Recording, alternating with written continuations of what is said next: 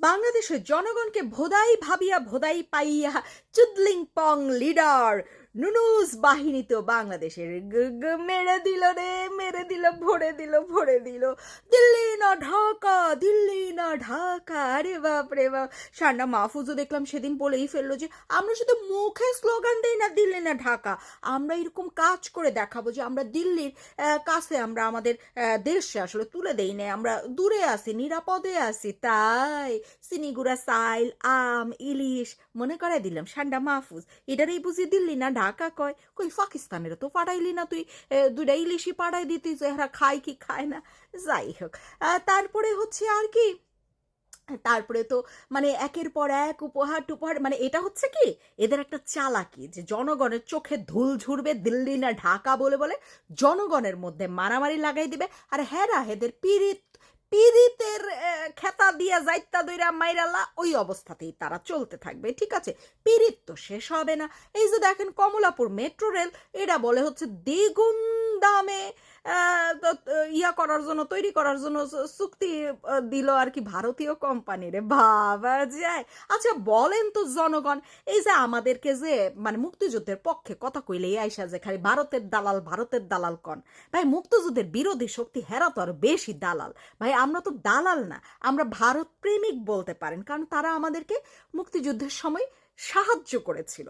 আমাদের কি বলে এটাকে, সেই সময় যা যা লাগে ট্রেনিং বলেন, অস্ত্র বলেন, সেনাবাহিনী বলেন, তারপর হচ্ছে আমাদের সেই মানুষদেরকে খাওয়ানো বলেন, শেল্টার দেওয়া বলেন, রাখা বলেন, সব কিছু তারা করেছে। প্রতিবেশী রাষ্ট্র হিসেবে সেই রকম একটা সম্মান কাজ করে, শ্রদ্ধা কাজ করে।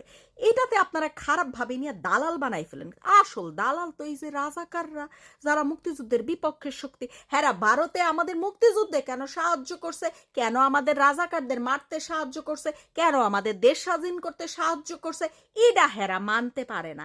কিন্তু হ্যাঁ বাকি পিরিত কিন্তু মানে সেই পিরিতের খেতা দিয়া যাইতা দইরা মাইরালা সব পিরিত কিন্তু পিরিতের জায়গায় আছে একদম।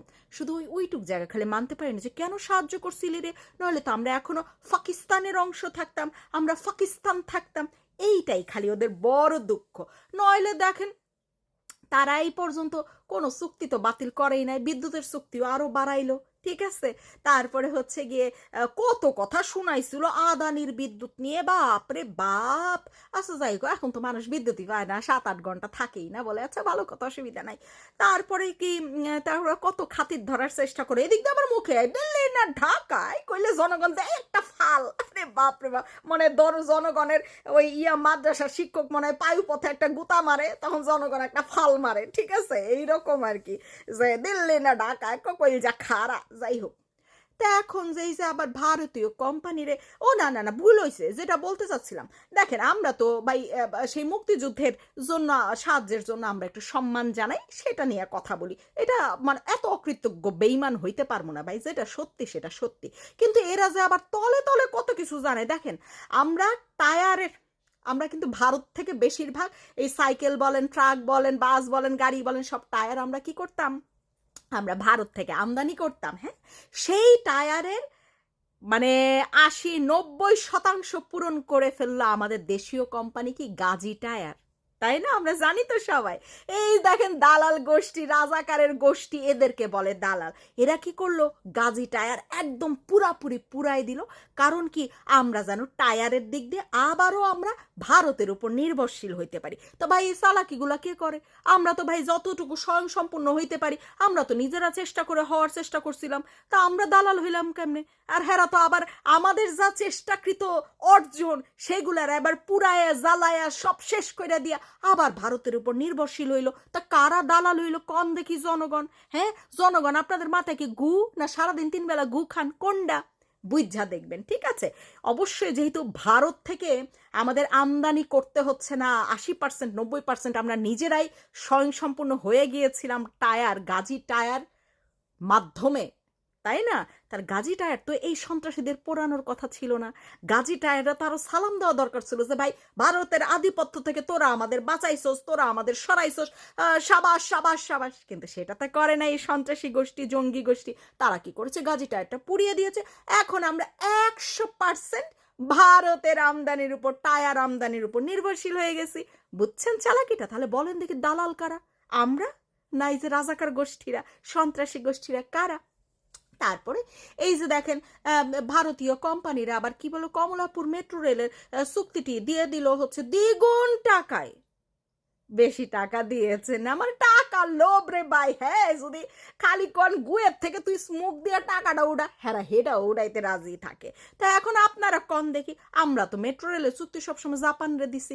আমরা মানে চীনের সাহায্য লাগলে চাইছি। যাই হোক, জাপানই বেশিরভাগ আমাদের রাস্তাঘাট বলেন, ব্রিজ ট্রিজ সবকিছুতে সাহায্য করেছে। হঠাৎ ভারতীয় কোম্পানিরে দ্বিগুণ দামে কেন আমরা দিলাম? এখন তো আওয়ামী লীগ ক্ষমতায় নাই, আওয়ামী লীগের কেউ চেয়ারেও বৈশায় নাই, এখন তো সব দায়িত্ব আছে সুদলিংপং নেতারা। হ্যাঁ, সুদি বাবা আর হ্যাদের দিল্লি না ঢাকা হ্যার মার হ্যাডা, এরা হচ্ছে দায়িত্বে। তো এরা দায়িত্বে থাকে কেমনে ভারতীয় কোম্পানিটারে এত বড় একটা এই কাজ দিয়া দিল কম দেখি?